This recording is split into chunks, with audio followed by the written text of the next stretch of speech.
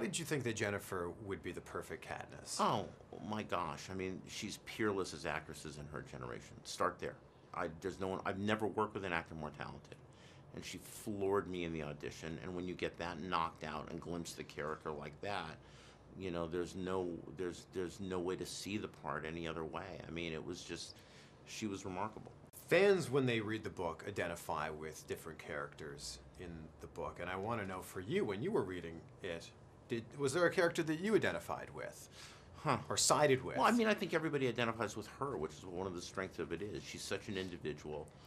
She finds her own sense of ethics. She fights fiercely for her sister.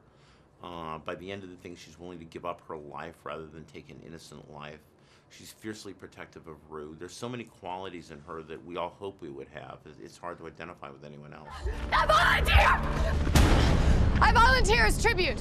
I really admire the way that you shot this. Thank you. And I mean, the book's written in the first person, and I love that when you're watching this, it's shot first person. Yes, it is. Completely POV. And Yeah. was that a decision that you made early on? Oh yeah, that's the first decision I made, which is that, okay, look at the book, what makes it amazing.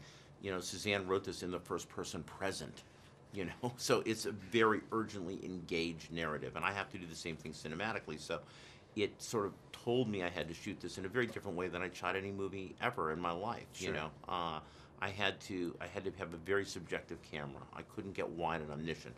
I had to stay in Katniss's point of view the whole time, and in that respect, I think you probably agree. I mean, it looks and feels very different than most franchises do. Yeah. I know that you really wanted this job, but the thing is, a lot of other directors really wanted this job too. And I love this story about how you landed this. Can you just talk us through that? Well, I'd never had a situation where I didn't control the material or I hadn't written the original material.